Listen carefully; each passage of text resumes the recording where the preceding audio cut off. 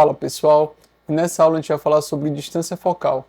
Distância focal é uma medida que vai representar o ângulo de visão que a nossa foto vai ter. E é uma medida representada em milímetros. Então, quanto menor esse valor em milímetros, mais grande angular é a nossa foto. E quanto maior essa numeração, mais teleobjetiva é a nossa foto, mais fechado é o ângulo de visão da nossa foto.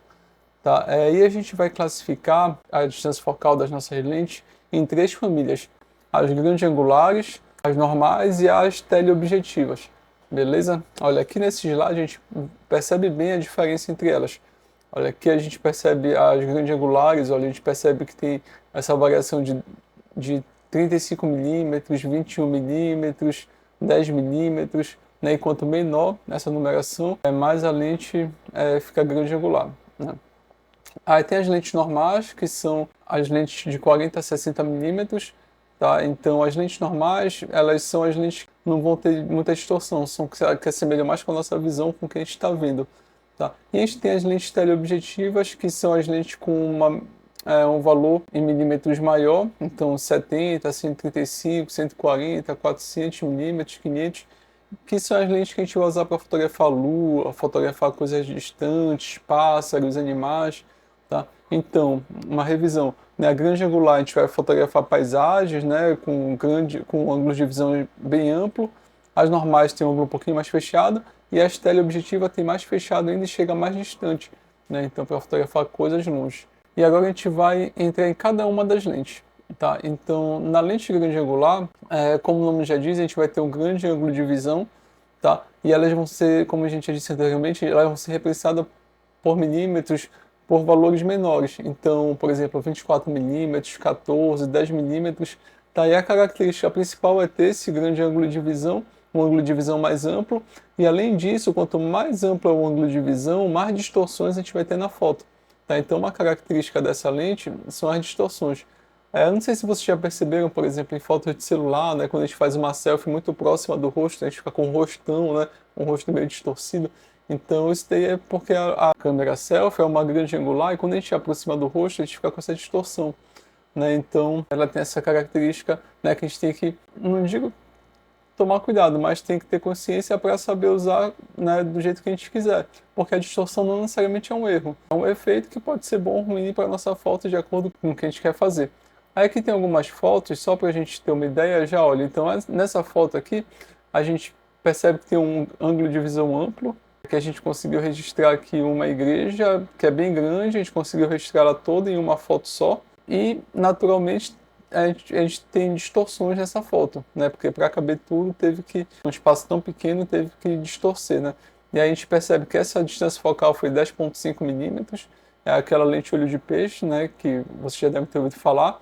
E a lente olho de peixe ela tem como característica, né, além de ter um amplo ângulo de visão de uma grande angular, ela tem como característica esse boleamento, né, que é resultado de elementos esféricos da lente, né? Então, se você gosta desses elementos, né, então você vai encontrar na olho de peixe, né, essa estética mais boleada, né? Aqui também a gente percebe o mesmo efeito, esse efeito boleado, né, das distorções do olho de peixe. Então, além de ser uma grande angular, tem esses elementos esféricos que deixa assim boleado.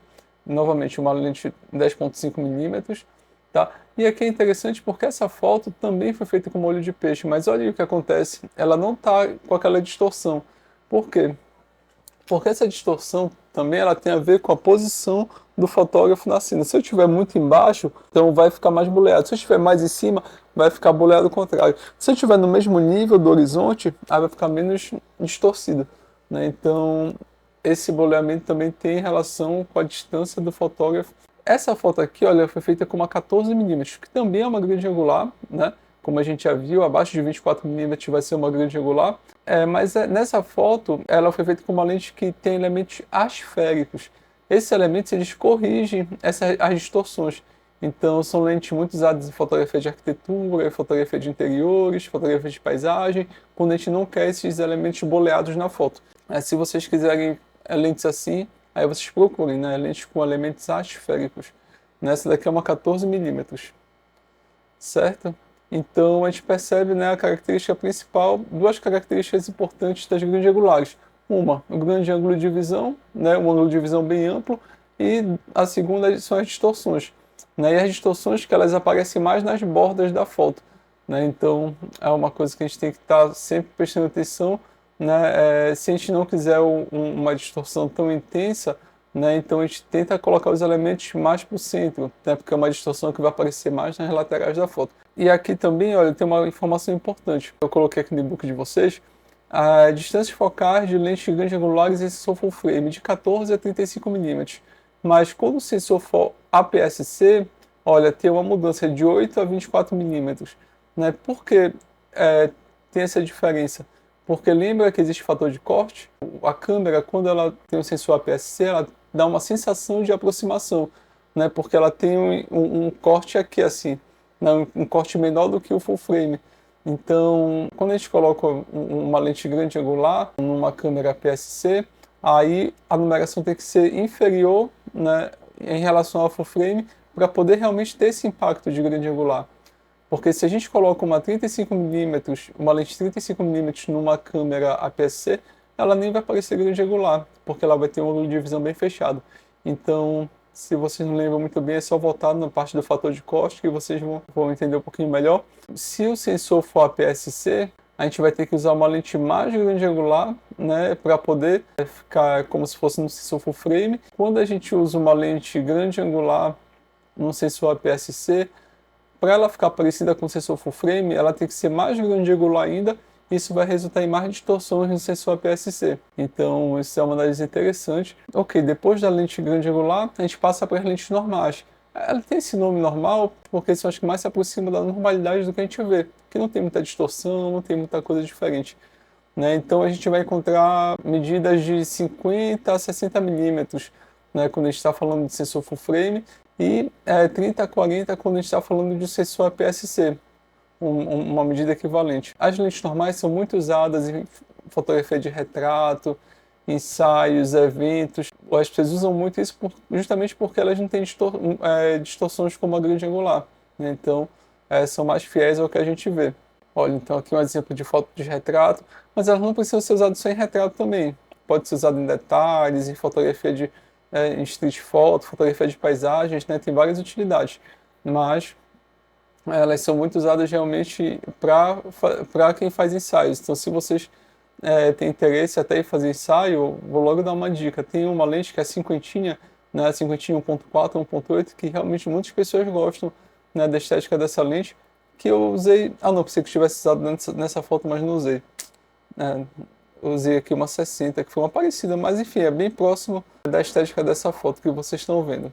E agora a gente vai falar sobre as lentes teleobjetivas. Se vocês gostam de fotografar coisas distantes, como pássaros, lua, animais selvagens, as lentes teleobjetivas vão ser ideais para você, né? Porque a gente consegue fotografar coisas muito longe. E quanto maior for a numeração da distância focal, por exemplo, uma 100mm, uma 200, 300, 400, quanto maior essa numeração, mais distante é o alcance da lente. Além de a gente conseguir fotografar uma coisa distante, outra característica muito importante dessa lente é que ela dá uma sensação de achatamento de planos, né, como a gente vai ver nas próximas fotos. Olha aqui uma foto da Lua em 400mm, né?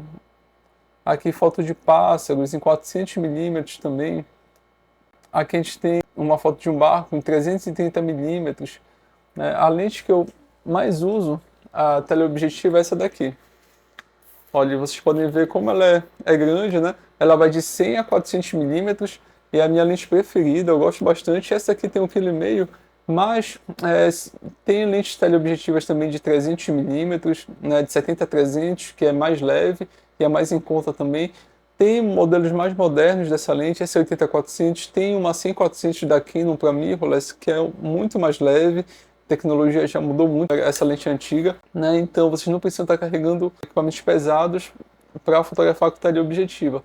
Tá? Vocês podem estar pesquisando, poxa, 400mm é muito, eu posso ir para 300 então, 70-300, ou então 300 é muito, então vocês podem de repente comprar uma lente versátil que vai até 150mm, né, de 18 a 150, e vocês conseguem uma da grande angular até ali, né? E é isso, dependendo da distância que vocês quiserem alcançar, né, quanto maior o valor em milímetros, mais distante vocês vão conseguir chegar com essa lente. Uma dica, um norte que eu dou para vocês geralmente as pessoas começam com uma 70-300 ou com uma que vai até 200 e alguma coisa, 250. É uma excelente dica para começar, porque vocês não vão estar com uma lente tão pesada e ela já vai ter um alcance bem legal. E aqui a gente tem também lente macro, tá? A lente macro é para quem gosta de fotografar, de repente, formigas, insetos, ou então, de repente, você é dentista, quer fotografar, né, a boca, os dentes dos seus clientes, dos seus pacientes, né, muito usado em fotografia odontológica. Então, porque tem uma distância, né, que se você tiver com uma lente normal, você não consegue se aproximar. Então, quando a gente usa uma lente macro, a gente consegue chegar bem perto do assunto. Dependendo da sua macro, você consegue fazer até um retrato de uma formiga, né, ou de uma coisa muito pequena. Então, se você tem interesse nesse universo, né, de coisas pequenas, as macro, né, elas podem ser bem interessantes também. E aí, gente, eu vou mostrar para vocês aqui as lentes que eu tenho, só para que vocês deem uma olhadinha, né, nas distâncias focais. Olha, aqui eu tô com uma 24-70. Então, nessa lente, eu vou ter desde 24mm, que é uma grande angular, como vocês viram, até uma 70mm, que é uma semi-teleobjetiva. É uma lente muito versátil, né? Uma lente que eu uso muito para tudo, na verdade, né? Para fotografia de paisagem, viagem, natureza, até ensaios, né? Fazer ensaio estúdio, ela é muito boa, tá? E outra lente que eu uso muito é a 80-400, que está aqui, né? Que é a teleobjetiva. Então, ou seja, eu fico com 24 até 400mm, tenho que trocar só uma vez de lente e funciona super bem para mim. Aí eu tenho outras lentes aqui, olha, eu tenho uma 20-50, né, que vai de grande angular até uma normal. Tem uma 18-55, uma 18-55, que é do kit, né, que também vai de uma grande angular até uma normal. Então, assim, aí vocês vão de acordo com o que vocês têm interesse em fotografar, aí vocês vão começando a organizar, né, quais lentes vocês querem comprar também. Beleza? Até a próxima aula.